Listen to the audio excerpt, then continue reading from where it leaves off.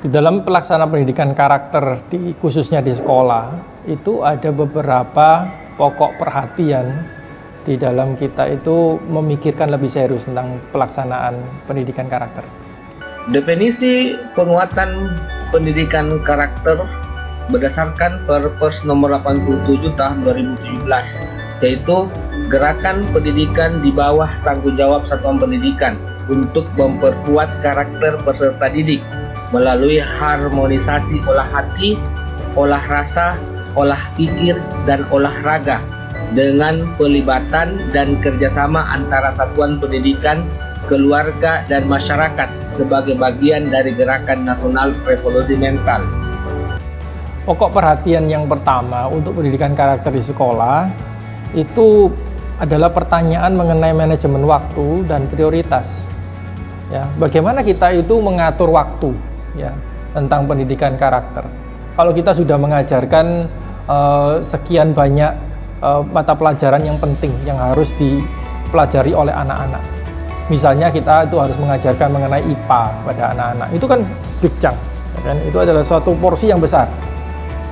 Lalu mengajarkan matematika. Lalu masih mengajarkan mengenai ilmu sosial, ya kan? Lalu masih mengajarkan juga keagamaan. Masih mengajarkan tentang kewarganegaraan dan seterusnya. Nah, kapan kita itu akan mengajarkan mengenai pendidikan karakter? Ya kan? Belum lagi kita itu sedang berhadapan dengan prioritas. Jadi waktu kita itu memprioritaskan suatu pelajaran biasanya kita taruh pada waktu yang paling premium. Biasanya waktu pagi, ya kan? Seringkali yang terjadi adalah pagi hari itu pas anak pas seger-segernya lagi itu kita ajarkan pelajaran yang paling dianggap paling penting. Ya biasanya matematika itu ambil porsi kan yang sangat besar sekali karena itu dianggap penting. Ya, lalu IPA itu juga menjadi porsi yang penting sekali. Lalu diletakkan di pagi hari. Ya, lalu bagaimana dengan yang lain? Contohnya dengan seni, ya, dengan musik, ya, olahraga misalnya. Itu diletakkan di waktu kapan? Oh, waktu yang sudah nggak terlalu ini ya premium.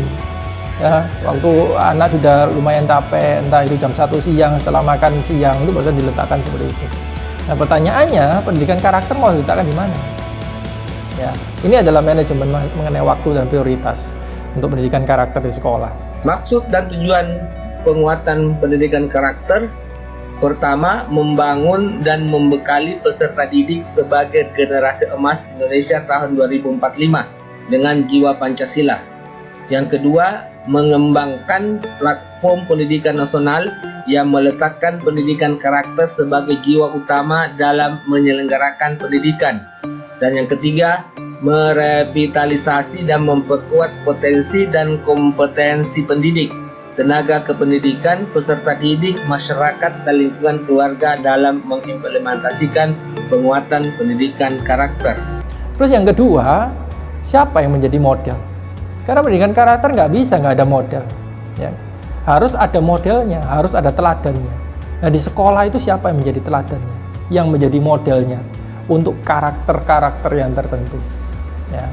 Nah ini menjadi suatu hal yang tidak gampang untuk dipikirkan oleh sekolah. Ya kan? Apalagi kalau kita memberikan pada jenjang SD, SMP, SMA, kuliah apalagi, ya kan? Contoh sederhana aja. Kalau di kuliah itu yang datang ke kelas ngajar, ya profesornya atau dosennya itu cuma ngajar berapa kali sih satu minggu, ya kan? Modelnya yang mana yang akan dilihat? Itu pun profesornya atau dosennya itu cuma mengajarkan sesuai dengan bidangnya, ya tidak berbicara apapun soal karakter, ya kan? Seringkali yang menjadi fokus perhatian dari mahasiswa atau dari muridnya itu adalah skill yang memang mau diajarkan, ya kan? Jadi nggak berhubungan dengan masalah karakter. Sekarang siapa yang menjadi modelnya untuk karakter? Nah ini pertanyaan yang perlu diselesaikan dengan serius ya untuk melaksanakan pendidikan karakter di sekolah.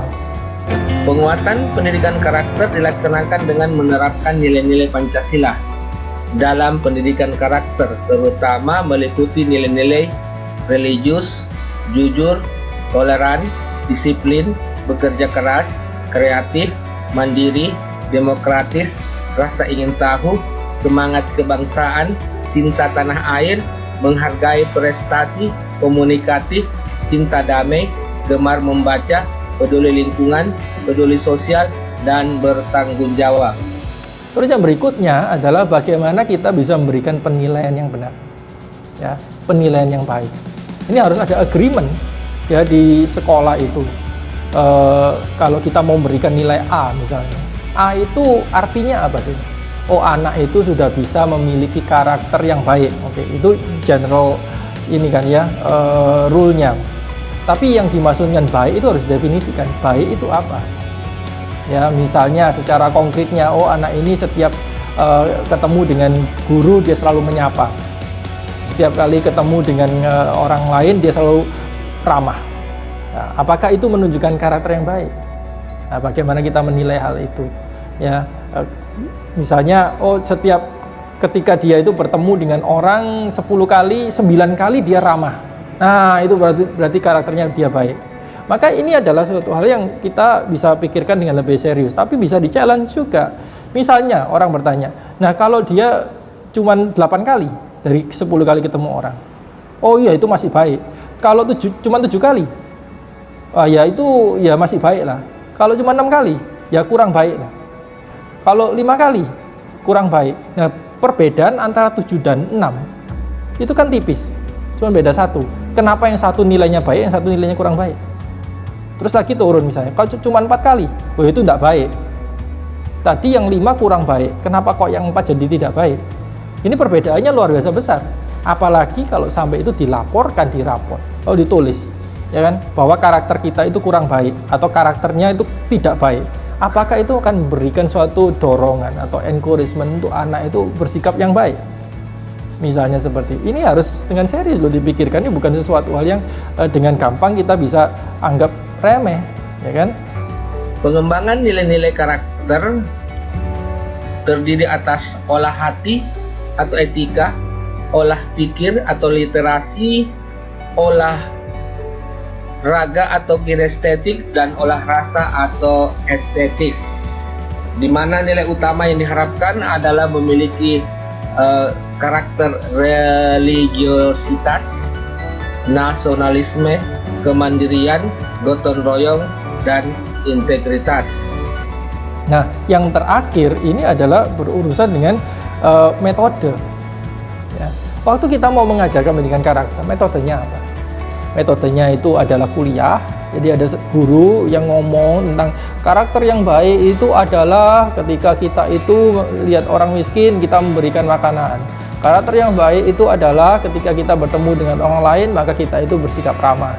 Lalu dihafalkan, lalu diujiankan tertulis, ya kan? Lalu dijawab. Nah, kalau sudah dijawab berarti dia sudah memiliki karakter yang baik. Apakah itu metodenya? Nah, kita semua sudah tahu bahwa yang seperti ini itu tidak bisa untuk menjadikan atau mendidik karakter seseorang, ya kan? Maka harus dipikirkan metode yang berbeda, bukan metode seorang guru berdiri di depan lokasi kuliah lalu diujiankan dengan sistem hafalan, nggak bisa. Lalu yang seperti apa? Nah, ini yang mesti dipikirkan dengan serius bagi para pendidik.